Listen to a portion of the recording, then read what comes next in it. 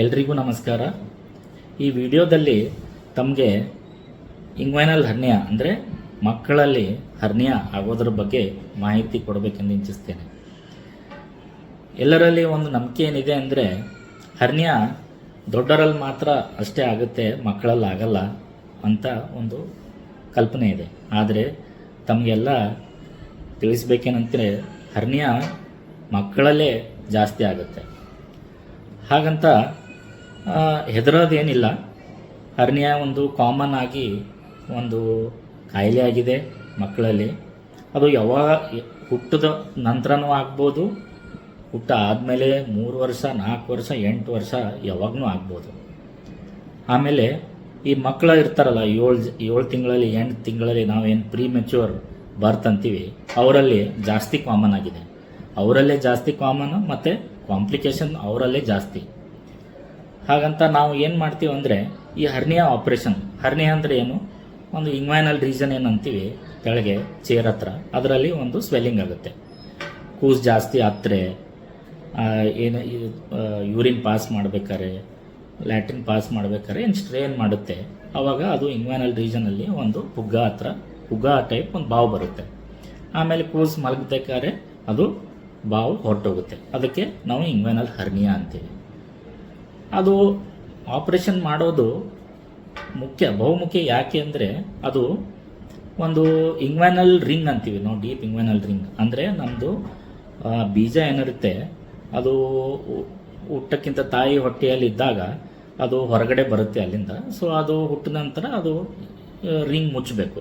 ಕೆಲವು ಮಕ್ಕಳಲ್ಲಿ ಅದು ಮುಚ್ಚೋದಿಲ್ಲ. ಅದ ಕಾರಣ ಏನಾಗುತ್ತೆ, ಅಲ್ಲಿಂದ ಹೊಟ್ಟೆಯಿಂದ ಕರಳು ಹೊರಗಡೆ ಬರುತ್ತೆ. ಅದು ಹೊರಗಡೆ ಬರೋದು ಒಳಗಡೆ ಹೋಗೋದು ಆಗುತ್ತಿರುತ್ತೆ. ನಾವು ಜಾಸ್ತಿ ಕೂಸು ಅಳಬೇಕಾದ್ರೆ ಹೊರಗಡೆ ಬರುತ್ತೆ, ಅದು ಕೂಸು ಮಲಗಬೇಕಾದ್ರೆ ಒಳಗಡೆ ಹೋಗುತ್ತೆ. ಸೊ ಇದಕ್ಕೆ ಇಂಗ್ವೈನಲ್ ಹರ್ನಿಯಾ ಅಂತೀವಿ. ಇದು ಹರ್ನಿಯಾ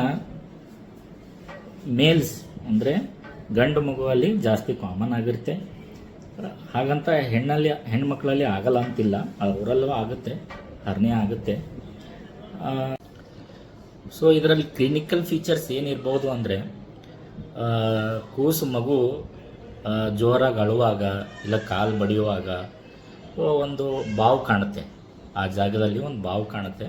ಮತ್ತು ಮಲಗುವಾಗ ಅದು ಬಾವು ಹೊರಟೋಗುತ್ತೆ. ಇದು ಮೇನ್ ಕ್ಲಿನಿಕಲ್ ಫೀಚರ್ಸ್ ಕಾಣುವುದು ಮಕ್ಕಳಲ್ಲಿ. ಸೊ ಈಗ ಇನ್ವೆಸ್ಟಿಗೇಷನ್ಸ್ ಅಂದರೆ ಏನೇನು ಟೆಸ್ಟ್ ಮಾಡಬೇಕು, ಒಂದು simple ultrasound by good radiologist ಅಂತೀವಲ್ಲ, ಒಂದು ಚೆನ್ನಾಗಿರೋ ರೇಡಿಯೋಲಜಿಸ್ಟ್ ಹತ್ರ ಸಿಂಪಲ್ ಒಂದು ಅಲ್ಟ್ರಾಸೌಂಡ್ ಮಾಡಿಸ್ಕೊಂಡ್ರೆ, it is a simple method. ಅದು ಮಾಡಿಸ್ಕೊಂಡ್ರೆ ಅವರು ಕರೆಕ್ಟಾಗಿ ಗುರ್ತಿಡಿತಾರೆ ಹರ್ನಿಯಾ ಇದೇ ಇಲ್ಲ ಅಂತ. ಅದು ಒಂದೇ ಇನ್ವೆಸ್ಟಿಗೇಷನ್ ಸಾಕು. ಇನ್ನು ಮಿಕ್ಕಿದ್ದು ಬ್ಲಡ್ ಟೆಸ್ಟು, ಬ್ಲಡ್ ಇನ್ವೆಸ್ಟಿಗೇಷನ್ಸ್ ಎಲ್ಲ ನಮ್ಮ ಆಪ್ರೇಷನ್ಗೋಸ್ಕರ ಬೇಕಾಗುತ್ತೆ. ಸೊ ಇದು ಟ್ರೀಟ್ಮೆಂಟ್ ಬಂದುಬಿಟ್ಟು ಭಾಳಷ್ಟು ಜನ ಕೇಳ್ತಾರೆ, ಟ್ರೀಟ್ಮೆಂಟ್ ನನ್ನ ಮಗು ಭಾಳ ಚಿಕ್ಕದಿದೆ, 1 ತಿಂಗಳಿದೆ, 3 ತಿಂಗಳಿದೆ, 6 ತಿಂಗಳಿದೆ, ಆಮೇಲೆ ಮಾಡ್ಬೋದೇನೋ. ಸೊ ಇದು ಟ್ರೀಟ್ಮೆಂಟ್ ಅನ್ನಂದರೆ only treatment is surgery. Operation ಮಾತ್ರ ಇದ್ರದ್ದು treatment. So surgery is a simple technique. ಒಂದು ಚೆನ್ನಾಗಿರೋ ಅನಸ್ಥೆಟಿಸ್ಟ್, ನಿಮಗೆ ಒಳ್ಳೆಯ ಅನಸ್ಥೆಟಿಸ್ಟ್ ನಿಮಗೆ ರೀಜ್ನಲ್ ಅನಸ್ಥೀಷಿಯಲ್ಲಿ ಮಾಡ್ತೀವಿ. ಅಂದರೆ ಅಂಕುಳ ಕೆಳಭಾಗ ಅಷ್ಟೇ ಸುಂದಾಗಿರುತ್ತೆ, ಅದು ಬಿಟ್ಟರೆ ಇಂಜೆಕ್ಷನ್ ಕೊಟ್ಟು ನಮ್ಮ ಕೂಸಿಗೆ ಮಲಗಿಸ್ತೀವಿ. ಸೊ ಅದು ಒಂದು ಆಪ್ರೇಷನ್ ಒಂದು ಅರ್ಧ ತಾಸು ಆಗ್ಬೋದು. ಅದು ಸ್ಯಾಕ್ ಏನಂತೀವಿ, ಡೀಪ್ ರಿಂಗ್ ಹತ್ರ ನಾವು ಅದೇನು ಹೋಲ್ ಇರುತ್ತೆ ಅದು ಮುಚ್ಚಿಬಿಡ್ತೀವಿ.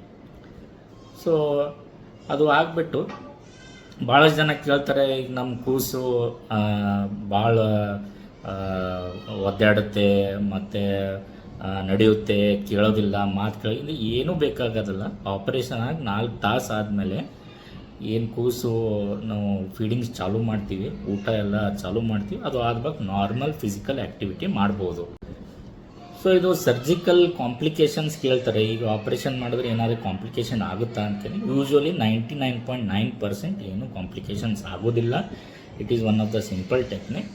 ಸೊ ಇನ್ನೊಂದು ಸ್ವಲ್ಪ ಜನ ಕೇಳ್ತಾರೆ, ಈಗ ನನ್ನ ಮಗು 3 ತಿಂಗಳಿದೆ, 6 ತಿಂಗಳಿದೆ, ನಾವು ಇನ್ನೂ 1 ವರ್ಷ ಬಿಟ್ಟು ಮಾಡಿಸ್ತೀವಿ, 2 ವರ್ಷ ಬಿಟ್ಟು ಮಾಡಿಸ್ತೀವಿ ಅಂತ ಕೇಳ್ತಾರೆ. ಬಂದು ಮಗು ಇನ್ನೂ ಚಿಕ್ಕದಿದೆ, ನಮಗೆ ಭಯ ಬರ್ತಿದೆ ಅಂತ ಕೇಳ್ತಾರೆ. ಆದರೆ ಈ ಮಾಡಿಸಿಲ್ಲ ಅಂದರೆ ಏನಾಗ್ಬೋದು, ಸೊ ಈ ಕರಳು ಅದು ಹೋಲಿಂದ ಏನು ಹೊರಗಡೆ ಬರೋದು ಒಳಗಡೆ ಹೋಗೋದು ಏನು ಆಗ್ತಿರುತ್ತೆ, ಒಂದೊಂದು ಸತಿ some of the times 5 to 10% ಅನ್ಕೋಲಿ, ಅದರಲ್ಲಿ ಹೊರಗಡೆ ಬಂದು ಅದು ಅಲ್ಲೇ ಸ್ಟಕ್ ಆಗೋ ಚಾನ್ಸಸ್ ಇರುತ್ತೆ. ಸ್ಟಕ್ ಆದಮೇಲೆ ಸೊ ಆ ಪಾರ್ಟ್ ಆಫ್ ದ ಕರಳಿಗೆ ರಕ್ತ ಸಂಚಾರ ಕಡಿಮೆ ಆಗೋದು, ಇಲ್ಲ ಬಂದಾದರೆ ಆ ಪಾರ್ಟ್ ಆಫ್ ದ ಕರಳು ಸೊ ಅದು ಕೊಳ್ತು ಹೋಗುತ್ತೆ. ಸೊ ನೀವು ಬೇಗನೆ ಬರಲಿಲ್ಲ, ನಾವು ಬೇಗನೆ ಅದಕ್ಕೆ ಕಂಡು ಹಿಡಿದು ಆಪ್ರೇಷನ್ ಮಾಡಿಲ್ಲ ಅಂದರೆ ಸೊ ಬೇಗನೆ ಅದು ಕರಳು ಕೊಳ್ತಾಗುತ್ತೆ. ಆವಾಗ ದೊಡ್ಡದು ಆಪ್ರೇಷನ್ ಆಗುತ್ತೆ. ಆ ಪಾರ್ಟ್ ಆಫ್ ದ ಕರಳು ಏನಿರುತ್ತೆ ಆ ಭಾಗ ನಾವು ಕಟ್ ಮಾಡಿ ಜೋಡಿಸ್ಬೇಕಾಗುತ್ತೆ. ಆಮೇಲೆ ಸೊ ಇವೆಲ್ಲ ಕಾಂಪ್ಲಿಕೇಶನ್ಸ್ ಇರುತ್ತೆ. ಸೊ ಇದ್ರ ಟ್ರೀಟ್ಮೆಂಟ್ ಯಾವತ್ತಾದ್ರೂ ಸರ್ಜರಿನೇ, ಯಾವತ್ತಾದ್ರೂ ಆಪ್ರೇಷನ್ ಮಾಡಲೇಬೇಕು.